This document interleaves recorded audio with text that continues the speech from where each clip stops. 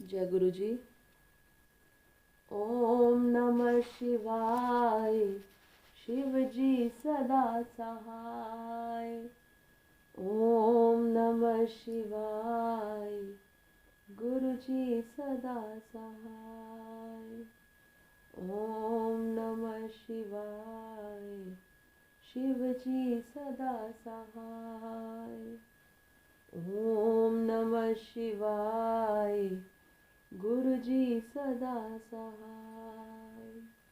शिव जी सदा सहाय, गुरु जी सदा सहाय। जय गुरु जी। संगत जी, सबसे पहले तो आपसे मैं माफ़ी मांगना चाहूँगी। बीच में कुछ दिन मैं शिव पुराण का श्रवण आपको नहीं करवा सकी। मेरी संगत जी तबीयत ठीक नहीं थी, मेरा गला चौक हो चुका था, जिस कारण मैं नहीं शिव पुराण को पढ़ सकी। उसके लिए बहुत माफ़ी मांगती हूँ आपसे। शुरू करते हैं संगत जी। आज संगत जी हमने 15वां अध्याय अध्ययन किया था, जिसमें स्वयंभू मनु और शत्रुपाकी ऋषियों की तथा दक्ष कन्याओं की संतानों का वर्णन तथा सती और शिव की महत्ता का प्रतिपादन इसका श्रवण किया था। आज हम 16वां अध्याय का श्रवण करेंगे। बोलो गणपति महाराज की जय, बोलो शंकर भगवान की जय, भोलेनाथ भंडारी की जय, बोलो सद्गुरु महाराज की जय। महाशिव पुराण कथा, रुद्र संहिता, 16वां अध्याय। यज्ञदत्त कुमार को भगवान शिव की कृपा से कुबेर पद की प्राप्ति तथा उनकी भगवान शिव के साथ मैत्री। सूत जी कहते हैं, मुनीश्वरों, ब्रह्मा जी की यह बात सुनकर नारद जी ने विनयपूर्वक उन्हें प्रणाम किया और पुनः पूछा, भगवन, भक्तवत्सल भगवान शंकर कैलाश पर्वत पर कब गए और महात्मा कुबेर के साथ उनकी मैत्री कब हुई? परिपूर्ण मंगल विग्रह महादेव जी ने वहाँ क्या किया, यह सब मुझे बताइए। इसे सुनने के लिए मेरे मन में बड़ा कौतूहल है। ब्रह्मा जी ने कहा, नारद सुनो, चंद्रमौली भगवान शंकर के चरित्र का वर्णन करता हूँ। वे कैसे कैलाश पर्वत पर गए और कुबेर की उनके साथ किस प्रकार मैत्री हुई, यह सब सुनाता हूँ। कांपिल्य नगर में यज्ञदत्त नाम से प्रसिद्ध एक ब्राह्मण रहते थे, जो बड़े सदाचारी थे। उनके एक पुत्र हुआ, जिसका नाम गुणनिधि था। वह बड़ा ही दुराचारी और जुआरी हो गया था। पिता ने अपने उस पुत्र का त्याग कर दिया। वह घर से निकल गया और कई दिनों तक भूखा भटकता रहा। एक दिन वह नैवेद्य चुराने की इच्छा से एक शिव मंदिर में गया। यहाँ उसने अपने वस्त्र को जलाकर उजाला किया। यह मानो उसके द्वारा भगवान शिव के लिए दीपदान किया गया। तत्पश्चात वह चोरी में पकड़ा गया और उसे प्राण दंड मिला। अपने कुकर्मों के कारण वह यमदूतों द्वारा बांधा गया।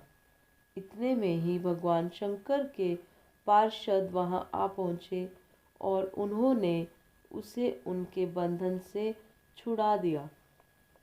शिवगणों के संग से उसका हृदय शुद्ध हो गया। अतः वह उन्हीं के साथ तत्काल शिवलोक में चला गया। वहाँ सारे दिव्य भोगों का उपभोग तथा उमा महेश्वर का सेवन करके कालांतर में वह कलिंग राज अरिंदम का पुत्र हुआ। वहाँ उसका नाम था दम। वह निरंतर भगवान शिव की सेवा में लगा रहता था। बालक होने पर वह दूसरे बालकों के साथ शिव का भजन किया करता था। वह क्रमशः युवावस्था को प्राप्त हुआ और पिता के परलोक गमन के पश्चात राज सिंहासन पर बैठा। राजा दम बड़ी प्रसन्नता के साथ सब और शिव धर्मों का प्रचार करने लगा। सब और शिव धर्मों का प्रचार करने लगा। भूपाल दम का दमन करना दूसरों के लिए सर्वथा कठिन था। ब्राह्मण समस्त शिवालयों में दीपदान करने के अतिरिक्त वे दूसरे किसी धर्म को नहीं जानते थे। उन्होंने अपने राज्य में रहने वाले समस्त ग्रामाध्यक्षों को बुलाकर यह आज्ञा दे दी कि शिव मंदिर में दीपदान करना सबके लिए अनिवार्य होगा। जिस जिस ग्रामाध्यक्ष के गांव के पास जितने शिवालय हों, वहाँ वहाँ बिना कोई विचार किए सदा दीपदान जलाना चाहिए। आजीवन इसी धर्म का पालन करने के कारण राजा दम ने बहुत बड़ी धर्म संपत्ति का संचय कर लिया। फिर वे काल धर्म के अधीन हो गए। दीपदान की वासना से युक्त होने के कारण उन्होंने शिवालयों में बहुत से दीप जलवाए और उसके फलस्वरूप जन्मांतर में रत्नमय दीपों की प्रभा के आश्रय हो अलकापुरी के स्वामी हुए।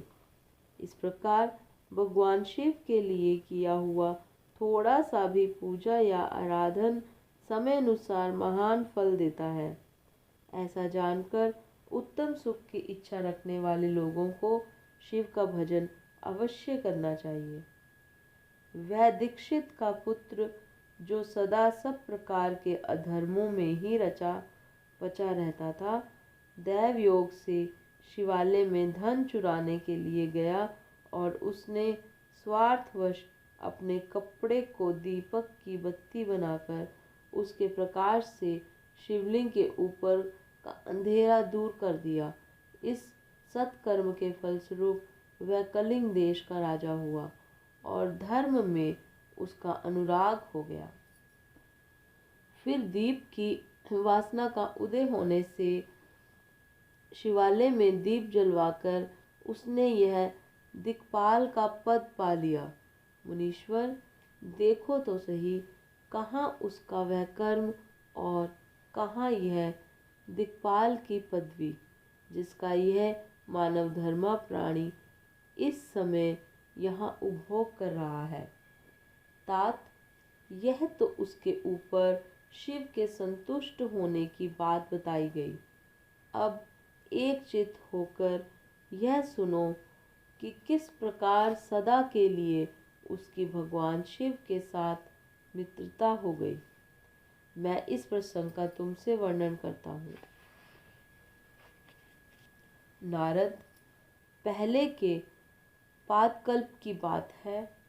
मुझ ब्रह्मा के मानस पुत्र पुलस्त्य से विश्रवा का जन्म हुआ और विश्रवा के पुत्र वैष्णव कुबेर हुए। उन्होंने पूर्व काल में अत्यंत उग्र तपस्या के द्वारा त्रिनेत्रधारी महादेव की आराधना करके विश्वकर्मा की बनाई हुई इस अलकापुरी का उपभोग किया। जब वह कल्प व्यतीत हो गया और मेघवाहन कल्प आरंभ हुआ, उस समय वह यज्ञदत्त का पुत्र जो प्रकाश का दान करने वाला था, कुबेर के रूप में अत्यंत दुस्सह तपस्या करने लगा। दीप दान मात्र से मिलने वाली शिव भक्ति के प्रभाव को जानकर वह शिव की चित प्रकाशिका काशिकापुरी में गया और अपने चित्त रूपी रत्नमय प्रदीपों से 11 रुद्रों को उद्बोधित करके अनन्य भक्ति एवं स्नेह से संपन्न हो, वह तन्मयता पूर्वक शिव के ध्यान में मग्न हो निश्चल भाव से बैठ गया, जो शिव की एकता का महान पात्र है, तत्रूपी अग्नि से बड़ा हुआ है, काम क्रोध आदि महाविघ्न रूपी पतंगों के आघात से शून्य है, प्राण निरोध रूपी वायु शून्य स्थान में निश्चल भाव से प्रकाशित है, निर्मल दृष्टि के कारण स्वरूप भी में भी निर्मल है, तथा श्रद्धा रूपी पुष्पों से जिसकी पूजा की गई है, ऐसे शिवलिंग की प्रतिष्ठा करके वह तब तक तपस्या में लगा रहा जब तक उसके शरीर में केवल अस्थि और चर्म मात्र ही अवशिष्ट नहीं रह गए।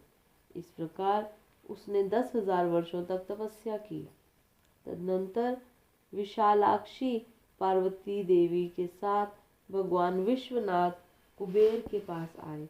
उन्होंने प्रसन्न चित्त से अलकापति की ओर देखा। वे शिवलिंग में मन को एकाग्र करके ढूंढे काठ की भांति स्थिर भाव से बैठे थे। भगवान शिव ने उनसे कहा, अलकापते, मैं वर देने के लिए उद्यत हूँ, तुम अपना मनोरथ बताओ।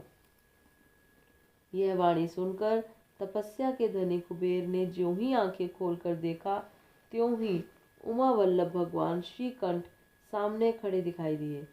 वे उदय काल के सहस्त्रों सूर्यों से भी अधिक तेजस्वी थे और उनके मस्तक पर चंद्रमा अपनी चांदनी बिखेर रहा था। भगवान शंकर के तेज से उनकी आंखें चौंधिया गईं, उनका तेज प्रतिहत हो गया और वे नेत्र बंद करके मनोरथ से भी परे विराजमान देवेश्वर शिव से बोले, नाथ, मेरे नेत्रों को यह दृष्टि शक्ति दीजिए जिससे आपके चरणार विंदों का दर्शन हो सके। स्वामिन, आपका प्रत्यक्ष दर्शन हो, यही मेरे लिए सबसे बड़ा वर है। ईश, दूसरे किसी वर से मेरा क्या प्रयोजन है। चंद्रशेखर, आपको नमस्कार है। कुबेर की यह बात सुनकर देवादिदेव उमापति ने अपनी हथेली से उनका स्पर्श करके उन्हें देखने की शक्ति प्रदान की। दृष्टि शक्ति मिल जाने पर यज्ञदत्त के उस पुत्र ने आंखें फड़फड़ाकर पहले उमा की ओर ही देखना आरंभ किया। वह मन ही मन सोचने लगा, भगवान शंकर के समीप यह सर्वसुंदरी कौन है? इसने कौन सा ऐसा तप किया है जो मेरी भी तपस्या से बड़ा है? यह रूप, यह प्रेम, यह सौभाग्य और यह असीम शोभा सभी अद्भुत है। वह ब्राह्मण कुमार बार बार यही कहने लगा। जब बार बार यही कहता हुआ वह क्रूर दृष्टि से उनकी ओर देखने लगा, तब वामन ने अवलोक से उसकी बाईं आंख फूट गई। तदनंतर देवी पार्वती ने महादेव जी से कहा, प्रभु, यह दृष्टि तपस्वी बार बार मेरी ओर देखकर क्या बक रहा है? आप मेरी तपस्या के तेज को प्रकट कीजिए। देवी की यह बात सुनकर भगवान शिव ने हंसते हुए उनसे कहा, उमे, यह तुम्हारा पुत्र है। यह तुम्हें क्रूर दृष्टि से नहीं देखता, अपितु तुम्हारी तपह संपत्ति का वर्णन कर रहा है। देवी से ऐसा कहकर भगवान शिव पुनः उस ब्राह्मण कुमार से बोले, वत्स, मैं तुम्हारी तपस्या से संतुष्ट होकर तुम्हें वर देता हूँ। तुम निधियों के स्वामी और गुराकों के राजा को जाओ, सुवृत यक्षों, किन्नरों और राजाओं के भी राजा होकर पुण्य जनों के पालक और सबके लिए धन के दाता बनो। मेरे साथ तुम्हारी सदा मैत्री बनी रहेगी और मैं नित्य तुम्हारे निकट निवास करूँगा। मित्र, तुम्हारी प्रीति बढ़ाने के लिए मैं अलका के पास भी रहूँगा। आओ इस उमा देवी के चरणों में साष्टांग प्रणाम करो, क्योंकि ये तुम्हारी माता हैं। महाभक्त यज्ञदत्त कुमार, तुम अत्यंत प्रसन्नचित्त से इनके चरणों में गिर जाओ। ब्रह्मा जी कहते हैं, नारद, इस प्रकार वर देकर भगवान शिव ने पार्वती देवी से फिर कहा, देवेश्वरी, इस पर कृपा करो। तपस्विनी, यह तुम्हारा पुत्र है। भगवान शंकर का यह कथन सुनकर जगदम्बा पार्वती ने प्रसन्न चित्त हो यज्ञदत्त कुमार से कहा, वत्स, भगवान शिव ने तुम्हारी सदा निर्मल भक्ति बनी रहे। तुम्हारी बाई आंख तो फूट ही गई, इसलिए एक ही पिंगल नेत्र से युक्त रहो। महादेव जी ने जो वर दिए हैं वे सब उसी रूप में तुम्हें सुलभ हों। बेटा, मेरे रूप के प्रति ईर्ष्या करने के कारण तुम कुबेर नाम से प्रसिद्ध होगे। इस प्रकार कुबेर को वर देकर भगवान महेश्वर पार्वती जी के साथ अपने विश्वेश्वर धाम में चले गए। इस तरह कुबेर ने भगवान शंकर की मैत्री प्राप्त की और अलकापुरी के पास जो कैलाश पर्वत है वहाँ वह भगवान शंकर का निवास हो गया। इति श्री महाशिव पुराण कथा 16वां अध्याय समाप्त। कर्पूर गौरम करुणावतारम संसार सारम भुजगेन्द्रहारम सदा वसंतम हृदयारविंदे भवं भवानी सहितं नमामि। भवं भवानी सहितं नमामि। जय गुरु जी।